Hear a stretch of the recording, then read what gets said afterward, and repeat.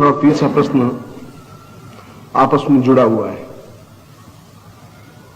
कि क्या शिष्य के ऊपर कोई ऋण होता भी है या नहीं, या मनुष्य के ऊपर कोई ऋण होता भी है या नहीं, और अगर होता है तो कैसे चुकाया जा सकता है।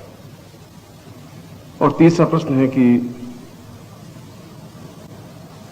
अगर हम शिष्य हैं तो किस तरीके से हम विवेकानंद बन सकते हैं। और फिर उसने एक शब्द काम में लिया है, पाद पद्म।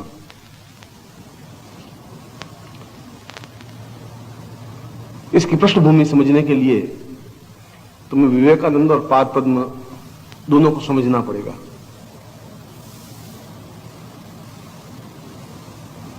पाद पद्म शंकराचार्य के एक प्रमुख शिष्य थे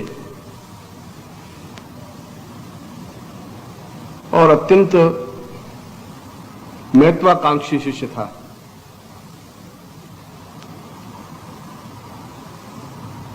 और उसने अपने जीवन में गुरु की बहुत सेवा की और सेवा के द्वारा साधनाएं प्राप्त की और साधनाओं के द्वारा सिद्धियां प्राप्त की। और उस प्रकार की सिद्धि प्राप्त की कि जब वह जल गमन प्रक्रिया साधना सिद्ध कर रहा था, या उसने जल गमन प्रक्रिया सीखी। जल गमन प्रक्रिया का मतलब है कि पानी पर भी उसी प्रकार से चल सके जिस प्रकार से कोई व्यक्ति जमीन पर चलता है।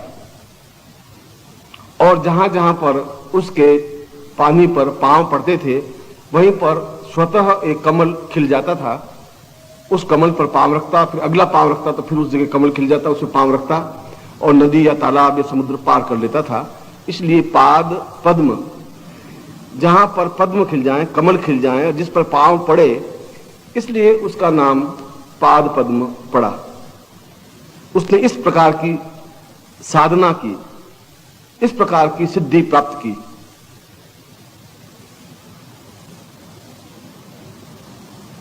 और यह सिद्धि प्राप्त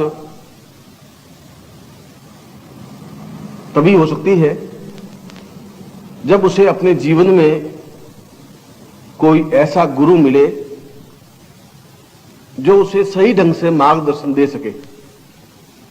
और सही ढंग से मार्गदर्शन देने के दोनों के कर्तव्य अलग अलग हैं। गुरु का कर्तव्य है कि बराबर शिष्य पर प्रहार करे, एकमात्र प्रहार करे, इसके अलावा दूसरा उसके पास में कोई विकल्प नहीं हो। और शिष्य के पास एकमात्र विकल्प है कि वह उस प्रहार को सहन करे। अगर उसमें सहन करने की क्षमता नहीं है तो शिष्य नहीं बन सकता, और उसमें प्रहार करने की क्षमता नहीं है तो गुरु नहीं बन सकता। क्योंकि अगर सोने पर प्रहार नहीं किया जाए तो सोने के आभूषण नहीं बन सकते, और सोने से देवताओं का मुकुट नहीं बन सकता। चाहे वह सोना कितनी कीमती धातु हो, मगर उसे आग में तपाकर, आग में जलाकर, लोहे के द्वारा, हथौड़े के द्वारा कूट कर, पीस कर, और उस छोटे से छेद में से उसको खींच कर, प्रहार कर, उसको गांठ देकर, मरोड़कर, मोड़कर एक मुकुट बनाया जाता है। इतनी वेदना झेलने के बाद उसमें वह पात्रता आ पाती है कि देवता ही नहीं, देवता के सिर पर स्थापित होने की सिद्धि प्राप्त कर लेता है। इसलिए कि गुरु ने उस पर प्रहार किया, सुनार ने उस पर प्रहार किया, और वह मुकुट इसलिए बना कि उसमें प्रहार सहन करने की क्षमता आई। मगर ये दोनों स्थितियां बदल गई।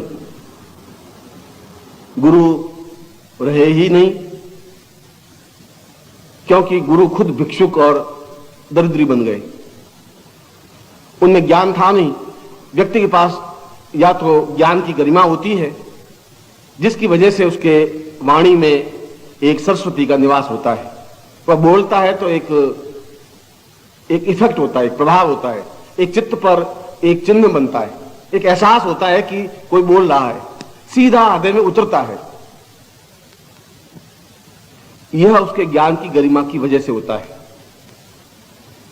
और वह उतारता है शिष्य के मानस में, चिंतन में, विचार में, धारणा में, और पूर्ण रूप से उसके अंदर समाहित करने की क्रिया करता है। मगर ये दोनों ही क्रियाएं दुखदायक हैं। शिष्य गुरु को प्रहार करने में आनंद की अनुभूति नहीं होती, सुख नहीं मिलता, मगर उसका एक कर्तव्य है कि अगर प्रहार नहीं करेगा तो शिष्य उस शिष्यता को पात्र कर ही नहीं सकेगा।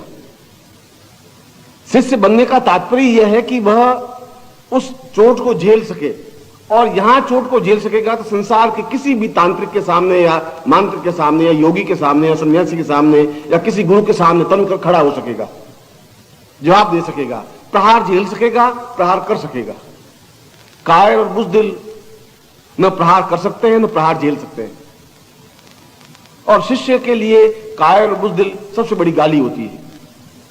और यदि कहीं पर भी उसके सामने कोई प्रहार कर लेता है शब्दों के माध्यम से या प्रश्न के माध्यम से, और वो प्रहार चुपचाप सुन ले, या दूसरे शब्दों में कि अगर गुरु की निंदा हो रही हो और वो सुन ले, उससे बड़ा उससे बड़ा पापी संसार में कोई है ही नहीं। गौ की हत्या करने वाला भी ऐसा पाप नहीं एहसास होता। गुरु गीता में और स्कंद पुराण में बिल्कुल दो रूप में स्पष्ट लिखा है कि संसार का सबसे बड़ा पाप यह है कि वह गुरु की निंदा सुनता है।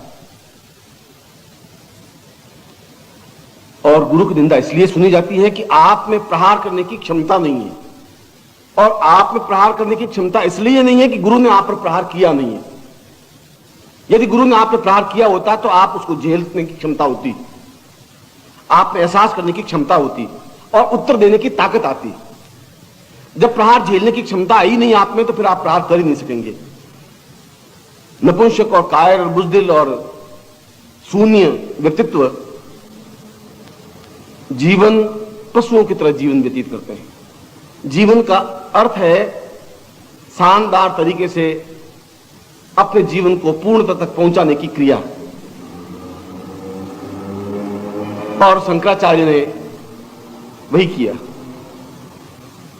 उस शिष्य को, क्योंकि उसने सेवा की, समर्पण किया और श्रद्धा दी। शिष्य के पास पूंजी केवल 3 चीजें ही होती हैं। चौथी चीज अगर शिष्य के पास है तो शिष्य नहीं है। शिष्य के पास चौथी चीज होनी ही नहीं चाहिए। उसके पास केवल समर्पण होता है, उसके पास सेवा होती है और उसके पास श्रद्धा होती है। और यदि नहीं श्रद्धा है तो वह शिष्य बनने के काबिल नहीं है, वह शिष्य बन ही नहीं सकता। 1000 वर्ष तक पांव दबाने पर भी शिष्य नहीं बन सकता। यदि किसी चीज पर आस्था ही नहीं है, विश्वास ही नहीं है, श्रद्धा है ही नहीं। इसलिए मैं उस दिन प्रवचन में कह रहा था कि गुरु करे वैसा तुम्हें करने की जरूरत नहीं है, गुरु कहे वैसा करने की जरूरत है। गुरु वैसा क्यों कर रहा है तुम उसको अभी समझ नहीं पाओगे, जब समझने की क्षमता आएगी तब हो पाएगा। क्योंकि उसके सामने सैकड़ों कल्प और विकल्प होते हैं, उसको सैकड़ों प्रकार के साधकों से, योगियों से, सन्यासियों से, तांत्रिकों से सामना करना पड़ता है, प्रत्यक्ष रूप में भी अप्रत्यक्ष रूप में भी, रात को सोते समय भी, जागते समय भी। कभी भी कोई भी प्रहार कर सकता है, क्योंकि प्रहार करने के लिए सीधा लकड़ी या तलवार लेकर के सामने आने की जरूरत नहीं है, कहीं से भी मान प्रयोग तो हो ही सकता है। जो सर्वश्रेष्ठ बनना चाहेगा उसको उतना ही बड़ी यातना भी झेलनी पड़ेगी, और अपने आप को जिंदा रखने के लिए, अपने आप का वर्चस्व बनाए रखने के लिए उतना ही संघर्ष भी करना पड़ेगा। और वह जब संघर्ष करता है तो उसको किस तरीके से उसको संघर्ष करना पड़ता है वह गुरु जानता है। तुम अभी उस लेवल पर पहुंचे नहीं। और गुरु ऐसा क्यों करता है? इसलिए कि वह कायर बुज़दिल नहीं है, उस चुनौती का सामना करने में समर्थ है। यदि वो एक प्रहार करता है तो उसके ऊपर 4 प्रहार करने की क्षमता रखता है। मगर वो स्टेज तुम्हारी तब आती है जब तुम उस लेवल तक पहुंचते हो या गुरु तुम्हें पहुंचाता है। आज तुम उनके क्रियाकलापों को नहीं समझ पाओगे, उनके चिंतन को नहीं समझ पाओगे, क्योंकि अभी तुम में और उसमें उतना ही अंतर है जितना एक छोटे से पौधे में और पेड़ में होता है। पेड़ तूफान और आंधी को भी झेल करके खड़ा हो सकता है, गिरता नहीं है। और पौधा छोटी सी हवा तेज आने पर गिर जाता है, थोड़ी सी धूप पड़ने पर मुरझा जाता है। पेड़ नहीं गिरता, पेड़ मुरझाता भी नहीं है, क्योंकि उसने उससे पहले कई अंधड़ तूफान देख चुका है। इसीलिए मैंने उस दिन कहा था कि शिष्य को गुरु की नकल करने की जरूरत नहीं है, वह जो कहे उसको करने की जरूरत है। इसको श्रद्धा कहते हैं। और अपने आप को पूर्ण रूप से समर्पण करने की क्रिया का भान होना चाहिए। इसलिए नहीं, तुम्हारा समर्पण करने से गुरु की महानता नहीं बनती। गुरु की महानता उसके ज्ञान से है। आज तुम हो, कल को दूसरा आ जाएगा। तुमसे पहले कोई दूसरे शिष्य थे, कल और कोई दूसरे शिष्य आ जाएंगे, गुरु तो वही रहेगा अगर उसमें गुरुता है तो। और यदि वो नकली है, अगर ढोंगी है, अगर वो पाखंडी है, तो 4 कदम से 5वें कदम पे लड़खड़ा जाएगा। फिर वो पूरे भारतवर्ष में कहीं पर भी सीना तान के बोल नहीं सकेगा, क्योंकि बोलने के लिए उसको बड़ा हिम्मत और हौसला चाहिए कि न मालूम किस समय कौन चुनौती दे दे। वेद की चुनौती दे सकता है, शास्त्र की चुनौती दे सकता है, व्याकरण की चुनौती दे सकता है, कहीं पर भी कोई चुनौती मिल सकती है। और उस समय अगर वो नीचे हो जाता है, अगर वो जवाब नहीं दे पाता, तो मैं सोचता हूं उससे बड़ा अपमान गुरु का कुछ नहीं हो सकता शिष्यों के सामने। इसलिए उसमें समर्थता होनी आवश्यक होती है। इसीलिए शिष्य का और शिष्य को गुरुता प्राप्त करने के लिए समर्पण की भावना आवश्यक है। और समर्पण कि त्वदीयम वस्तु गोविंद तुभ्यमेवं समर्पित, मैं कुछ हूं नहीं। उस दिन मैंने कहा था कि तुम तो मिट्टी के लौंडे हो, न तुम दीपक हो न मिट्टी के घड़े हो। अभी तुम्हें कुछ बनाया ही नहीं गया है, इसलिए बनाया नहीं गया कि तुम पे प्रहार किया ही नहीं गया। मिट्टी जैसे दिया बनने के लिए भी अगर इतनी प्रहार उस मिट्टी को झेलना पड़ता है, और तुम्हें अगर थोड़ा सा प्रहार करे तो तुम तिलमिला जाते हो, विचलित हो जाते हो, घबरा जाते हो। मैं सोचता हूं कि अगर तुम्हें वास्तव में एक घड़ा बनाना है सुस्वादु जल का, तो तुम्हें तो बहुत प्रहार करना चाहिए, उतना कि देख लें कि इस आदमी में 20 घंटे काम करने की क्षमता है। यह भी देख लेना चाहिए गुरु को। उसको मालूम है कि एक दिन 20 घंटे काम करके वापस दूसरे दिन 20 घंटे काम नहीं कर सकता, या तीसरे दिन तो कर ही नहीं सकता, थकेगा, शरीर है, यह गुरु जानता है। उसको मालूम है 24 घंटे ही होते हैं दिन रात में, यह भी गुरु जानता है। यह भी जानता है कि शरीर का एक स्टेज, एक लिमिट है कि एक शरीर ज्यादा से ज्यादा 20 घंटे काम करेगा, 18 घंटे काम करेगा, फिर थक के गिरेगा ही। यह भी गुरु जानता है। फिर भी अगर तुम्हें 21 घंटे काम कराने के बाद फिर दूसरे दिन 21 घंटे का आज्ञा देता है, और फिर तीसरे दिन भी 21 घंटे की आज्ञा देता है, तो उसको जानते हुए भी वो आज्ञा दे रहा है, पीछे कोई तर्क होगा, कोई चिंतन होगा। और ये तुम्हारा अपराध नहीं है, फिर भी तुम्हें गाली दे देता है 10 आदमियों के सामने, अकेले में नहीं, 20 लोगों के सामने फटकार देता है, और तुम तिलमिला जाते हो कि ये लो, मेरी तो गलती नहीं, और गुरुजी बस कान के कच्चे, किसी ने कह दिया, बोल गए। वो देख लेना चाहता है प्रहार करके कि क्या मैं उसको इस स्टेज पर खड़ा करने के तैयार है कि नहीं। और अगर आप ढोलक बजाना चाहें तो ढोलक की रस्सियों को खींचना पड़ता है, एक एक रस्सी को खींचना पड़ता है, और खींच करके बिल्कुल आवाज करती टुन की आवाज आनी चाहिए।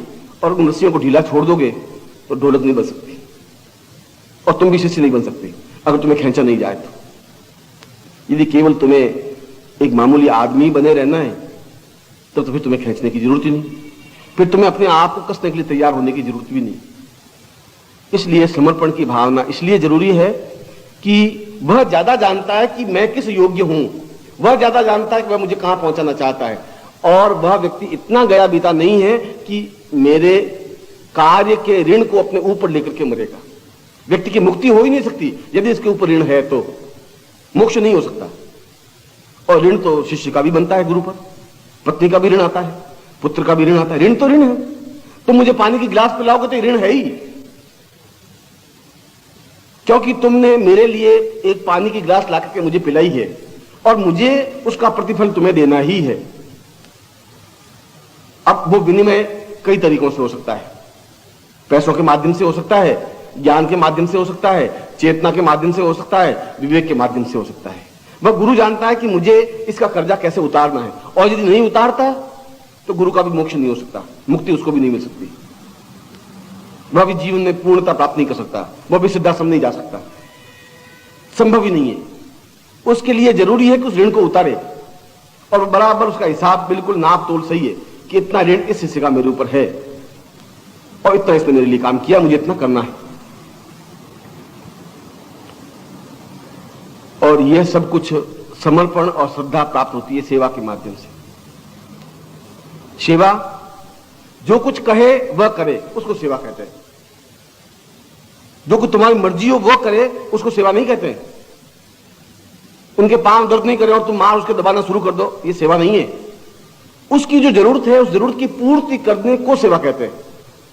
मैंने एक लेख दिया था निर्भयानंद का पत्रिका में 2-3 महीने पहले, और मेरा उस सन्यासी शिष्य था, 6 साल मेरे साथ रहा, 7 साल रहा, और मुझे आज भी उस शिष्य पर गर्व है। आज भी वह उतने ही प्यार, स्नेह और समर्पण के साथ मिलता है।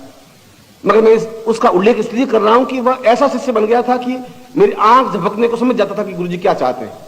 कहने की तो बात ही अलग थी, मेरी आंख थोड़ी झपकती, वो समझ जाता कि गुरुजी ये कहना चाहते हैं। इतना एक दूसरे से मिक्स हो गया था, इतना समझ गया था मुझे वो। मैं कहूं और करे, वह तो मामूली मनुष्य है।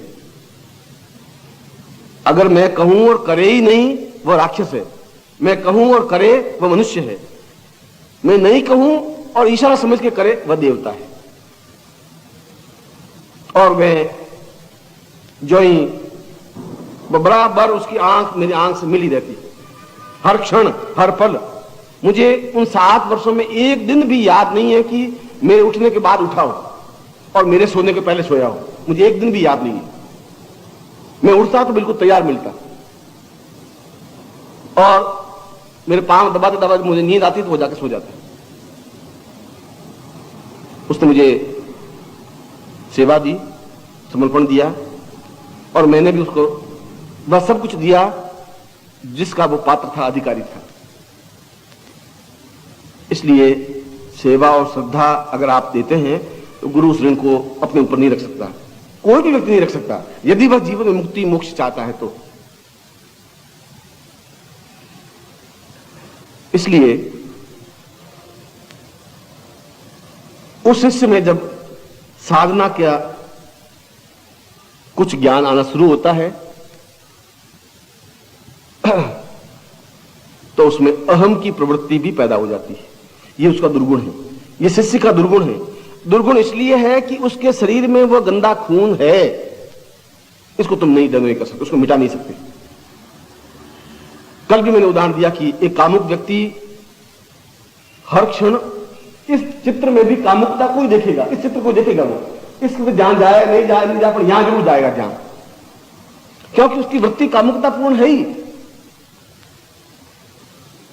और यह कामुकता उसके जीवन की नहीं है तो उसके पिता के जीवन की मिली होगी, और पिता के जीवन की, दादा के जीवन की मिली होगी, कि तो कई पीढ़ियों से उसका रक्त आ रहा है।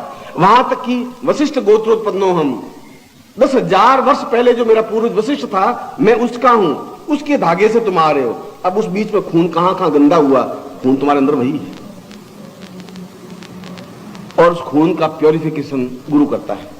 खून को शुद्धता गुरु दे सकता है, दे सकता है तब जब तुम्हारा ऋण गुरु पर चढ़े। अगर तुम्हारा ऋण गुरु पर नहीं है तो गुरु क्यों करेगा? गुरु करेगा ही नहीं, कर भी नहीं सकता। गुरु आगे चल करके समुद्र खुद आगे बढ़ के गंगोत्री के पास नहीं जाएगा कि गंगा तो आओ मुझे मिल लो, समुद्र नहीं जाएगा। गंगोत्री से गंगा खुद उतर करके समुद्र तक जाएगी, उस गंगा को जाना है समुद्र तक। समुद्र अपनी जगह से गंगोत्री के पास नहीं जाएगा, तो गंगा नहीं जाए, बीच में सूख जाएगी, फिर भी समुद्र अपनी मर्यादा नहीं छोड़ेगा। अगर तुम्हें शुद्ध अपना खून करना है और उस खून को शुद्ध करने के लिए अगर तुम तैयार हो तो फिर तुम्हारा रास्ता वही है, सेवा, समर्पण और श्रद्धा। ये 3 ही रास्ते हैं जिसके माध्यम से तुम अपने खून को बिल्कुल प्योरिफिकेशन कर सकते हो। और जब तक यह नहीं है तब तक पात्र में साधना तो आ सकती है, मगर साधना के साथ अहम भी आ जाएगा कि मैं कुछ हूं। यह मैं कुछ हूं, यह बहुत बड़ी तकलीफदायक होती है। यह जो अहम है, यह अहम गलता नहीं है, और जिस दिन अहम गलता है उस दिन पूर्णता प्राप्त होती है। अगर मैं तुम्हारे साथ बैठ के तुम्हारे साथ भोजन कर लेता हूं, मैं तुम्हारे साथ तुम्हारी तरह से बात करूंगा, पत्नी के साथ पत्नी की तरह से बात करूंगा, बेटों के साथ बेटों की तरह से बात करूंगा, पोतों के साथ पोते की तरह बात करूंगा। एक व्यक्ति के 25 तरह के जीवन वह जी सकता है, यदि वह जीवन है तो। लोग नहीं जी पाते, अपनी पत्नी से एडजस्ट नहीं कर पाते, पुत्रों से एडजस्ट में गालियां देते हैं, पुत्रों से लड़ाई झगड़े चलते रहते हैं, पत्नी से लड़ाई झगड़े चलते हैं, पोतों से लड़ाई झगड़े चलते हैं, घर घर में ये लड़ाई झगड़े तनाव हैं, क्योंकि उनका खून वैसा है, तुम्हारा खून दूसरा प्रकार का है, तुमने दूसरा रास्ता चुना है। तुम उस पगडंडी पर खड़े हो जो दिव्यता की पगडंडी है, जिस पगडंडी पर अपने आप में पूर्णता की पगडंडी है। और यह अहम इसलिए कि उस खून को शुद्ध नहीं कर पाया। शंकराचार्य की सबसे बड़ी गलती थी, ये शंकराचार्य की सबसे बड़ी न्यूनता, कमी यही थी कि उसने शिष्य पर पूरा भरोसा कर लिया। श्रद्धा करनी चाहिए थी शिष्य को गुरु के प्रति, यहां गलती हो गई, गुरु ने शिष्य पर श्रद्धा कर दी। ये बहुत गलती, शंकराचार्य को इस गलती का खामियाना भुगतना पड़ा, और शंकराचार्य को नहीं भुगतना पड़ा, आने वाली पीढ़ियों को भुगतना पड़ा, हमको भुगतना पड़ा। 32 साल की उम्र में शंकराचार्य मर गए इसलिए कि पाद पद में अहम आ गया कि ये शंकराचार्य जब तक जीवित रहेगा लोग मुझे पूजेंगे नहीं। आप निर्मोही को अगर थोड़ा सा गरूर आ जाए कि जहां भी जाता हूं मेरे चरण छूते हैं, और निर्मोही जी बड़े प्रसन्न होते हैं कि चलो मेरे चरण छुए, श्रीवास्तव मान लो कोई चरण छुए, श्रीवास्तव बड़ा प्रसन्न होता है कि अब सोचे कि ये जब तक गुरुजी साले जिंदा है तब तक ये सब लोग मेरे चरण नहीं छुएंगे, अब क्या करें, ये गुरुजी मरे नहीं और चरण मेरे छुआने जरूरी है। यह अहम उसमें पैदा इसलिए होता है कि गुरु उसके खून को शुद्ध कर नहीं पाता है। करना चाहिए, गुरु की ड्यूटी है, और शंकराचार्य ने ऐसा नहीं किया। पाद पद्म पर विश्वास किया, श्रद्धा पाद पद्म की होनी चाहिए थी, पाद पद्म श्रद्धा करता, और इसीलिए उस ईर्ष्या, उस जलन, उस अहम की तुष्टि के लिए उस दूध में जहर मिलाकर के शंकराचार्य को पिला दिया, और 32 साल की अवस्था में शंकराचार्य को समाप्त होना पड़ा। बहुत छोटी सी उम्र में ईसा मसीह को सूली पर टंगना पड़ा। अपने शिष्य की वजह से छुपे हुए ईसा मसीह को शिष्य ने राजा को कहा कि ईसा वहां छुपा हुआ है।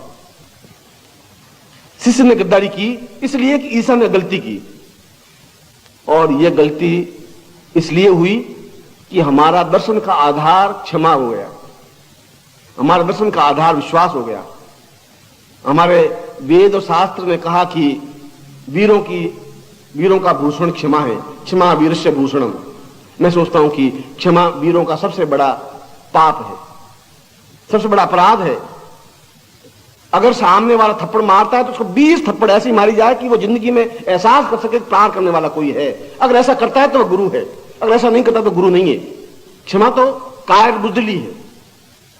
पापियों के साथ क्षमा नहीं की जा सकती, अपराधियों के साथ क्षमा नहीं की जा सकती, गंदे और घटिया लोगों के साथ क्षमा नहीं की जा सकती। वह उस भाषा को समझते ही नहीं है, क्षमा की भाषा को नहीं समझ पाएंगे, प्रहार की भाषा समझ पाएंगे।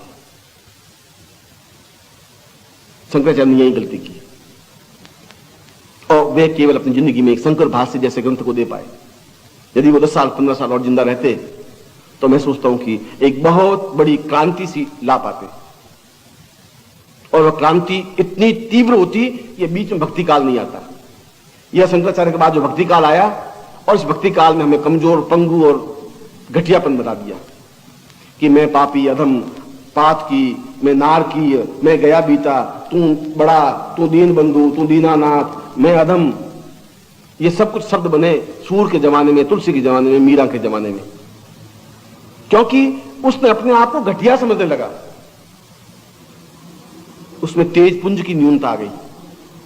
इसलिए जब उसने कहा कि पाद पद्म का अहम शंकराचार्य ने गला नहीं, उसको समय से पहले ज्ञान दे दिया, उस पर प्रहार नहीं किया, उसको देखा नहीं, परखा नहीं, टेस्ट नहीं किया, और टेस्ट नहीं किया इसलिए तकलीफ पाया। यह शंकराचार्य की जीवन की न्यूनता रही, और रामकृष्ण परमहंस ने यह गलती नहीं की। रामकृष्ण परमहंस की खुद की न्यूनता जरूर थी, खुद न्यूनता को वह अपने आप में इतने सेंसिटिव, इतने भावुक बन गए कि वे काली की उपासना तो की, मगर पूर्ण रूप से कालीमय बन गए। मैं आलोचना न रामकृष्ण परमहंस की कर रहा हूं, न पाद पद्म की कर रहा हूं, मैं वस्तु स्थिति स्पष्ट कर रहा हूं। और शंकराचार्य के सामने बड़ी समस्या थी, रामकृष्ण परमहंस के सामने बड़ी समस्या थी। उनके शिष्य बड़े परेशान थे रामकृष्ण परमहंस से। विवेकानंद एक ही शिष्य नहीं था, उनके तो कम से कम 60 शिष्य थे, 65 शिष्य थे। और जो ही कोई कहता कि जय काली, और रामकृष्ण परमहंस बेसुध हो जाते, मुंह से झाग निकलने लग जाते, काली काली काली चिल्लाने लग जाते। और शिष्य बड़े परेशान, उनको फिर आवा देते, उनके ऊपर पानी छिड़कते, फिर उनको होश आते। और शिष्य हम हमेशा बड़े चिंतित रहते कि मंदिर से रामकृष्ण परमहंस को बाहर नहीं ले जाया जाए। कहीं शादी होती और शिष्य बड़ी प्रार्थना करता, गुरुदेव आप मेरी शादी में पधारे। और शिष्य बड़े चिंतित रहते कि अगर इनको ले गए और ज्यों ही किसी ने काली शब्द मुंह से निकाला नहीं, ये बेसुध हो जाएंगे और शादी तो हो जाएगी अलग, इनको संभालना हो जाएगा मुश्किल। ऐसा हुआ, 50 बार हुआ। इसलिए उनको ले जाना बड़ा डिफिकल्ट रहा।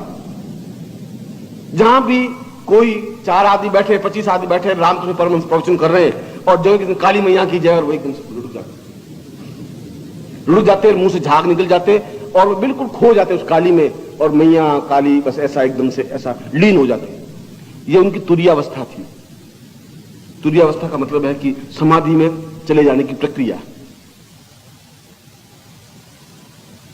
और इस गलती को विवेकानंद ने देखा। यह न्यूनता थी। वे अपने आप में तो उच्च कोटि के योगी थे, परमहंस थे, मगर वो परमहंसता दूसरों को देने में समर्थ नहीं थे। यह उनकी न्यूनता थी। हैं और दें दोनों अलग अलग चीजें हैं। तुम बहुत अच्छे विद्वान हो, यह अलग बात है। तुम विद्वत्ता को दूसरों को दे सको, यह और अच्छी बात, उत्तम कोटि की बात है। यह न्यूनता बुद्ध में थी। बुद्ध खुद बहुत बुद्धित्व प्राप्त थे, मगर वो ज्ञान देने में असमर्थ थे। महावीर अपने आप में उच्च कोटि के ज्ञानी थे, मगर वो अपनी बात को दूसरों के गले उतारने में सक्षम नहीं थे। और रामकृष्ण परमहंस पूर्ण परमहंस थे, मगर अपने चिंतन को, अपने ज्ञान को उतारने में सक्षम नहीं थे। और यह न्यूनता विवेकानंद ने देखी और उन्होंने उस रास्ते को थोड़ा सा बदला और राजयोग निकाला। विवेकानंद का राजयोग आपने पढ़ा होगा। और रामकृष्ण परमहंस ने बड़ी चतुराई की। उसने उसके कुंडलिनी के 3 चक्र जागृत किए। 7 चक्रों में 3 चक्र जागृत करने के बाद कहा कि अगले चक्र मैं अपनी मृत्यु के आसपास तेरे जागृत करूंगा, पहले नहीं। अब विवेकानंद बड़े ही परेशान, बड़े ही व्याकुल, क्योंकि उन 3 चक्रों के जागृत करने का आनंद तो प्राप्त किया, मगर पूर्ण आनंद तो 7 चक्र जागृत करने पर ही होता।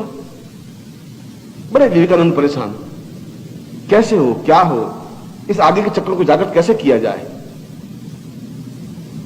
और विवेक रामकृष्ण परमहंस समझ रहे थे कि अगर जागृत किए तो मेरी तुरीयावस्था में आ जाएगा, और तुरीयावस्था में आ जाएगा तो मैं अपने ज्ञान को जब व्यक्त नहीं कर पाऊंगा, ये भी ज्ञान को व्यक्त नहीं कर पाएगा, समस्या आ जाएगी, मेरा ज्ञान मुझ में सिमट के रह जाएगा। इसलिए रामकृष्ण परमहंस का पूरा ज्ञान विवेकानंद के मुंह से उच्चरित हुआ। रामकृष्ण परमहंस अपने ज्ञान को नहीं दे पाए, पर रामकृष्ण परमहंस की जो अनुभूतियां थी, जो ज्ञान था, जो चेतना थी, जो साधना थी, जो काली की उपासना थी, वो विवेकानंद के मुंह से निसृत हुई। एक प्रकार से रामकृष्ण परमहंस का मुंह थे विवेकानंद। इसलिए उसने जो प्रश्न किया है कि हम किस तरीके से, किन युक्तियों से पादपद्म नहीं बने। तुम पादपद्म नहीं बन रहे हो। गुरु को चाहिए तुम्हें पादपद्म नहीं बनने दे। तुम चाहे कितनी आरजू करो, कितनी मिन्नतें करो, कितनी ही चापलूसी करो, तुम कितने ही पांव पछाड़ो, पर गुरु अगर सावधान सतर्क है तो तुम्हें प्रहार करे, देखिए तुम्हारा टेस्ट करे, क्योंकि उसको तुम्हें बनाने में 3 सेकंड लगेंगे। अगर मेरे पास 5 लाख रुपए हैं तो तुम्हें लखपति बनाने में मुझे 5 मिनट लगेंगे, उसमें मुझे टाइम नहीं लगेगा। सिर्फ उस 5 लाख में से 1 लाख रुपए तुम्हारी झोली में डाल देने, तुम लखपति बन जाओगे। और तुम्हें लखपति बनना तुम्हारे लिए तो बहुत बड़ी बात हो जाएगी। तुम 1-1 रुपया कमा करके लखपति इस जिंदगी में नहीं बन सकते, मगर यदि गुरु चाहे तो तुम्हें लखपति बना देगा। इतना ही करना पड़ेगा कि उसको अपनी जेब से 1 लाख रुपए निकाल के तुम्हें झोली में टांगना है, मगर उसके लिए पहले ये देख ले कि ये दुरुपयोग तो नहीं करेगा। क्योंकि अनायास जो चीज प्राप्त होती है, बिना परिश्रम के जो चीज प्राप्त होती है, उसका मूल्य और महत्व शिष्य समझ नहीं सकता, उसको आंक नहीं सकता, उसमें गरूर आ जाएगा, और वह गरूर गुरु के लिए बहुत घातक हो जाएगा, दुखदायी हो जाएगा। उस गुरु को चाहिए कि उस गरूर को समाप्त करे, इतिहास को देखे, और इतिहास में ये गलतियां हुई हैं, गुरुओं ने ये गलतियां की हैं, और शिष्यों ने इन गलतियों का लाभ उठाते हुए अपने आप को पतन के रास्ते पर डाला है।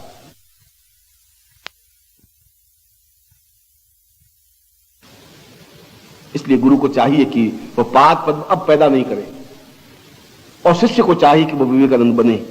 और विवेकानंद बने उसके लिए वो तीनों सीढ़ियां हैं। वह समर्पण की सीढ़ी है, वह सेवा की सीढ़ी है, वह श्रद्धा की सीढ़ी है। अगर तुम्हारे गुरु के प्रति श्रद्धा नहीं है तो व्यर्थ है, और अगर तुम्हें सेवा करने की क्षमता नहीं है तब भी व्यर्थ है। वह तुम सेवा करके एहसान नहीं कर रहे हो गुरु पर, तुम श्रद्धा करके भी एहसान नहीं कर रहे हो। तुम मामूली एक आदमी बन जाओगे जो गली में 50 आदमी खड़े हैं, कोई लकड़ी छील के रोटी खा रहा है, कोई लोहा पीट करके रोटी खा रहा है, कोई और तरीके से रोटी खा रहा है। तुम रोटी खा करके एक पशुओं के जीवन व्यतीत कर सकते हो, तुम्हारे पूर्वजों ने भी किया है। उसमें कोई महानता, कोई विद्वत्ता, कोई उच्चता नहीं है। और अगर तुम समझो कि आज के आज तुम उच्च कोटि के योगी सन्यासी बन जाओगे, ये ऐसा ज्ञान नहीं है। इसके लिए मीरा ने कहा कि सूली ऊपर सहज पिया की किस विधि मिलनो हो। पिया तो बहुत सूली के ऊपर टंगे हुए हैं, ठेठ ऊपर है। अब वहां तक मैं कैसे जाके मिलूं? अगर मिलना है तो वहीं जाके मुझे मिलना पड़ेगा, क्योंकि वो नीचे उतरेगा नहीं। और मैं ऊपर जाऊंगा तो सूली की चुभन मुझे एहसास करनी ही पड़ेगी। और अगर सूली की चुभन महसूस करने की क्षमता है, वो दर्द झेलने की क्षमता है, तो मैं अपने प्रीतम से मिल सकती हूं। और अगर तुम्हें उस ज्ञान के उस पुंज को प्राप्त करना है तो इस कसौटी पर तुम्हें निकलना ही पड़ेगा। इस एक ही कसौटी को तुम्हें झेलना ही पड़ेगा। वह जो प्रहार करे उसको तुम्हें सहन करना पड़ेगा, और फिर भी मुस्कुराना पड़ेगा, फिर भी श्रद्धा व्यक्त करनी पड़ेगी, मन से, हृदय से, चेतना से, प्राणों से, यहां तक कि तुम्हारे खून में मिल जाए। और पक्षी, आपने देखा होगा कि जब सर्दी की ऋतु होती है और सर्दी की ऋतु में मानसरोवर झील पूरी बर्फ से ढक जाती है, इतनी बर्फ से ढक जाती है कि उसके ऊपर फुटबॉल का मैदान बन जाता है, फुटबॉल खेला जा सकता है, हॉकी खेली जा सकती है, ऐसा मैदान बन जाता है। उस समय हंस उस मानसरोवर से उड़ते हैं और 3000 मील दूर पेड़ का आश्रय लेते हैं।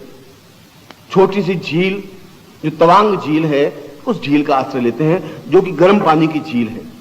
और तवांग झील एक ही झील है जिसका पानी बिल्कुल सर्दियों में भी गर्म रहता है। 3000 मील दूर, 1-2 हजार नहीं, कहां मानसरोवर, कहां तवांग। और वे हंस सर्दियों में 3000 मील दूर के वो तवांग झील में आश्रय लेते हैं, और उसी पेड़ पर आश्रय लेते हैं पिछले वर्ष जिस पेड़ पर रुके थे, उससे पिछले वर्ष जिस पेड़ पर रुके थे। वे पेड़ नहीं बदलते। अगर पेड़ हरा भरा है तब भी, और सर्दियों में पेड़ के पत्ते पूरे झड़ जाते हैं तब भी, वह हंस उसी पेड़ का सहारा लेता है। पक्षियों में भी इतनी समझदारी है। हम तो इतने गए बीते हैं कि आज इस गुरु को बनाते हैं, फिर कल उस गुरु को बनाते हैं, फिर हरिद्वार में एक गुरु को जाकर बनाते हैं, फिर मथुरा में एक गुरु को बनाते हैं, फिर देहरादून में जाके गुरु को बनाते हैं। हर रोज एक एक पेड़ बदलते रहते हैं और वह जिंदगी भटकती रहती है। वो हंस नहीं बदलते। हरा भरा पेड़ है तब भी उसी पेड़ पर आश्रय लेता है, और सूख डंठल पेड़ हो जाता तब भी वहीं पर आश्रय लेता है। वह जानता है कि आश्रय अगर मुझे मिलेगा तो यही मिलेगा। इसको श्रद्धा कहते हैं। और अपने आप को पूर्ण रूप से निमग्न कर देने की क्रिया, वह ज्यादा जानता है मुझसे। वह समझदार है, विवेकवान है, क्योंकि मुझसे ज्यादा बुद्धिमान लोग मिलते हैं उनसे और प्रभावित होते हैं। ये जितने बनिए लोग मुझे मिल रहे हैं, ये जितने सेठ साहूकार मिल रहे हैं, तुमसे ज्यादा अक्लमंद हैं, तुमसे ज्यादा चालाक है, तुमसे ज्यादा धूर्त हैं, और धूर्तता से लाखों रुपए कमाए उन्होंने। तुमसे ज्यादा मक्कारी उनमें है, और उनको भी आंख नीची करके खड़ा होना पड़ता है, क्योंकि मैं उससे भी ज्यादा तेजी के साथ बात कर सकता हूं। उनकी मक्कारी को मैं समझ लेता हूं, उनकी चालाकी को समझ लेता हूं, उनकी धूर्तता को समझ लेता हूं। वे जहां से बोलते हैं उनकी आवाज को पहचान लेता हूं। उनकी मक्कारी मेरे सामने चलती नहीं, उनकी धूर्तता भी मेरे सामने नहीं चलती। वो सैकड़ों लोगों को धूर्त जरूर बना सकते हैं, वो मक्कारी से दूसरे लोगों को शीशे में उतार सकते हैं, मुझे नहीं उतार पाते, क्योंकि मैं जानता हूं कि ये कहां से क्या बोल रहा है, इसकी आवाज कहां से निकल रही है। मैं तुरंत वहां उस घाव पर टच कर लेता हूं। मैं तुम ये कर रहे हो, मैं कुछ ये ऐसी कोई बात नहीं, ऐसी बात इस मेरे सामने चालाकी मत बात। मैंने जिंदगी में गेहूं के दाने बोए नहीं है, घास नहीं काटा जिंदगी में, फसल नहीं ली है। मैं मनुष्यों की फसल रोज पैदा करता हूं, रोज मनुष्य की फसल काटता हूं, पूरी जिंदगी में नहीं ली। मैं जानता हूं कि ये बेकार का दाना पैदा हुआ है, ये असली दाना पैदा हुआ है। इसमें 25, इस बाली में 25 दाने हैं, ये सूखी डंठल बाली। मैं जानता हूं, क्योंकि जिंदगी मैंने उसमें व्यतीत कर दी। इसलिए तुम अगर आंख ऊंची उठाते तो मैं समझ जाता हूं तुम्हारी आंख में क्या है। तुम मेरे सामने कितने गिड़गिड़ा और हाथ नीचे मैं जान लेता हूं तुम कहां पर हो।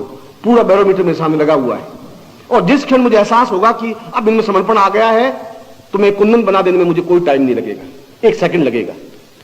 तुम्हारा 20 साल का परिश्रम तुम्हारा परिश्रम है। हो सकता है कि तुम एक लोहे से कुंदन बन जाओ 5 मिनट में, हो सकता है तुम्हें 5 साल लगे। वह तुम्हारे, क्योंकि मैंने तुम्हें बताया कि तुम्हारे पास ये 3 ही रास्ते हैं जिसके माध्यम से तुम लोहे से कुंदन बन सकते हो। मैंने तुम्हारे हाथ में पारस पत्र जिला दिया है, जिसको तुम श्रद्धा, जिसको तुम्हें समर्पण, जिसको तुम्हें सेवा कहा जाता है। और सेवा वह जो तुम्हें काम सौंपे, वह जानता है कि तुम्हें लकड़ियों, ये किचन होए, तुम्हें लकड़ियां डालनी है, वह जानता है तुम्हें क्या काम सौंपा जा रहा है। तुम्हें इस बात का नहीं वो क्यों सौंप रहा है। और तुम्हें मालूम होना चाहिए कि गुरु ग्रंथ साहब में, सरदार पंजाब में, यदि कोई गलती करता है तो उसको क्या काम सौंपा जाता है? उसको सौंपा जाता है कि आने वाले लोगों के जूते साफ करने। तुमने बरनाला का नाम पढ़ा होगा, पंजाब के मुख्यमंत्री थे बरनाला, और जब उनको पंथ से निकाला गया और वापिस पंथ में लिया गया तो उसको सजा दी गई कि तुम गुरुद्वारा में बैठ के 24 घंटे जूते साफ करोगे। ये गुरु ग्रंथ साहब ज्यादा जानते हैं उनको क्या सौंपना है, ये गुरु ज्यादा जानता है तुम्हें क्या काम सौंपना है। इसलिए तुम पाद पद्म बन सको, विवेकानंद बन सको, तुम्हारे हाथ में है। वह गुरु तो एक जगह खड़ा है। अब मैं वो गलती नहीं करूंगा जो बुद्ध ने गलती कर दी, जो महावीर ने गलती कर दी, जो शंकराचार्य ने गलती कर दी, मैं वो गलती नहीं करूंगा। उनकी जीवन की एक लिमिटेशंस थी, उनके जीवन की कुछ न्यूनताएं थी, कमियां थी, और मुझे उनकी कमियों को कहने में कुछ संकोच नहीं है। इसलिए संकोच नहीं है कि वो भले ही मेरे सामने खड़े नहीं हो, मगर उनके सैकड़ों अनुयायी मेरे सामने खड़े हैं। हो सकता है लठ लेके खड़े हो जाए, आ जाए, ऐसा हो सकता है, ऐसा हुआ है। मगर यदि मुझ में ताकत, मुझ में क्षमता और मेरी बात में सत्यता है, इतिहास अपने आप इस बात को जवाब देगा। इतिहास अपने आप इस बात को कहेगा कि ये बात कह रहा है वो सही कह रहा है। ये उसके जीवन की न्यूनताएं अगर हैं तो मुझे शंकराचार्य की न्यूनताएं बतानी चाहिए, और उनके जीवन की विशिष्टता है तो मुझे विशिष्टता बतानी चाहिए। इसलिए गलत हो गया। समुद्र खुद गंगोत्री के पास जाके खड़ा हो गया, यहां गलती हो गई। समुद्र को अपनी मर्यादाएं छोड़नी नहीं चाहिए थी। उसने पाद पद्म को वह ज्ञान दे दिया जब उसका अहम तोड़ा ही नहीं।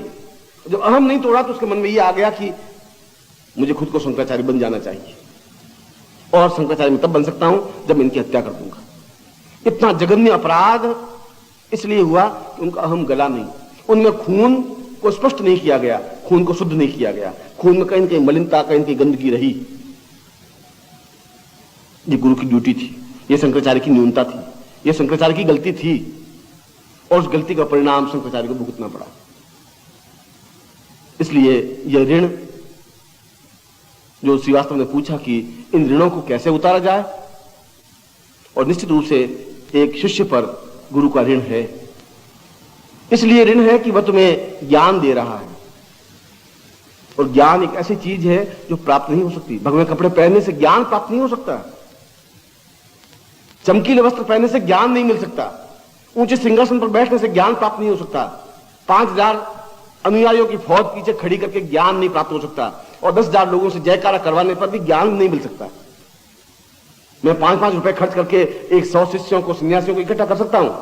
ऐसे भिखमंगे बहुत है हरिद्वार में, ऐसे इलाहाबाद के कुंभ में बहुत है, जिनको कहे एक दिन का 10 रुपए तुम लो और तुम खड़े हो जाओ, और 5000 सन्यास भगवे कपड़े पहने खड़ा कर दूंगा, बोल नानक सिंह माली की जय, बोल नानक सिंह माली की जय, करवा सकता था। और तुम लोग आश्चर्य करते, गुरु जी बहुत महान है, 10,000 सन्यासी जयकार बोल रहे हैं।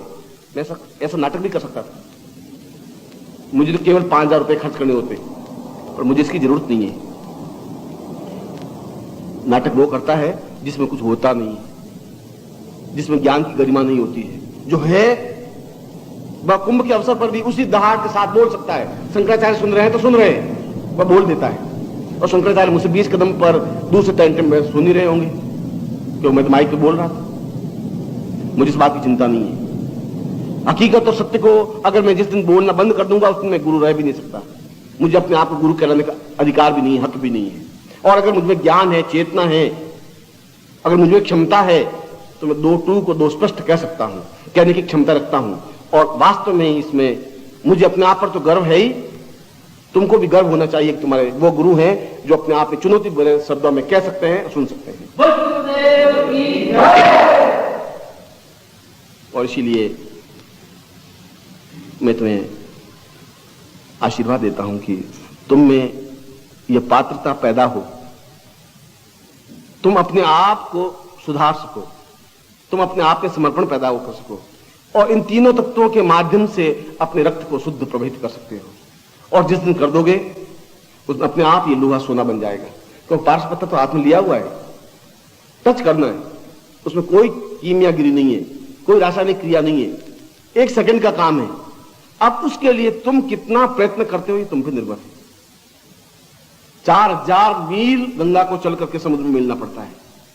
अब बीच में गंगा खड़ी हो जाए हरिद्वार पे, मुझे समुद्र में मिलने की क्या जरूरत है? लाखों लोग मेरा जयकार कर ही रहे हैं, हजारों लोग मुझ में स्नान कर रहे हैं, हजारों लोग गंगा मैया की जय आरती मेरी उतारी जा रही है। अब समुद्र अपनी जगह है, मुझे साला क्या कर दे समुद्र का, वहां खड़ी रह सकती है गंगा। मगर फिर गंगा का पानी होता, समुद्र को देवता नहीं कहा जाता, उसको देवता नहीं बनती। वो जयकार आज कर दी, कल वो सूख जाती तो फिर लोग उसकी जयकारा नहीं करेंगे। उसकी पूर्णता वह समुद्र में जाके मिले, वह रुकती नहीं है। और कल तुम्हारा कोई जयकार कर दे तुम रुक जाओ, बस अब क्या है, अब हम सिद्ध हो गए, वह तुम्हारी पूर्णता नहीं है। पूर्ण रूप से समुद्र में मिल जाने की क्रिया, पूर्ण रूप से गुरु में समर्पण हो जाने की क्रिया पूर्णता है। और ये पूर्णता, ये रास्ता मैंने चुना है, मैंने उस रास्ते पर चला हूं, मैं शिष्य बना हूं। मैं शिष्य के लक्षण, शिष्य का चिंतन, शिष्य का विचार, शिष्य की सेवा मैंने की है। और इसलिए गर्व के साथ मैं शिष्य के लक्षण और चिंतन सुना सकता हूं, क्योंकि मैं उस रास्ते पर चला हूं। मैं खाली भगवे कपड़े पहन के खड़ा हुआ नहीं हूं, खाली मैंने जयकार नहीं करवाए और खाली मुझे जयकारों का आनंद नहीं है। मैं तो खुद मना करता हूं कि मेरी जयकार करने की जरूरत नहीं है। मैं कहता हूं कि मुझ में है तो लोग अपने आप मुझे पहचान लेंगे। आज नहीं पहचानेंगे तो मरने के 100 साल बाद जरूर पहचानेंगे, एहसास करेंगे। क्योंकि शंकराचार्य मरने के आज 2000 वर्ष बाद हम बहुत पछताते हैं कि इतने महान व्यक्तित्व को समाप्त कर दिया, मूर्खता से, गलती से, त्रुटि से। आज उसके ज्ञान को, उसके शंकर भाष्य को हम जब पढ़ते हैं तो एहसास करते हैं कि कितना अद्वितीय विद्वान था, कितना परिश्रमी था, कितनी उच्च कोटि की योगी था और स्वयं शंकर का साक्षात स्वरूप था। अब हम अब जाके महसूस करते हैं और शायद मेरे मरने के 1000 साल बाद, 100 साल बाद जरूर याद करेंगे। मैं करेंगे तब वह व्यक्तित्व सामने नहीं होगा जिससे हम बतिया सकेंगे, बात कर सकेंगे, जिनके चरणों में बैठ सकेंगे, जिससे आनंद ले सकेंगे, जिससे ज्ञान प्राप्त कर सकेंगे। बहुत जीवन की न्यूनता हो जाएगी। ईश्वर करे तुम्हारी आंखें खुले, तुम्हारा तीसरा नेत्र जागृत हो, तुम सामने वाले स्वरूप को पहचान सको, तुम्हें ज्ञान का एक अवगाहन पैदा हो सके और तुम्हें श्रद्धा, समर्पण और सेवा आ सके। मैं तुमको ऐसा ही आशीर्वाद दे रहा हूं।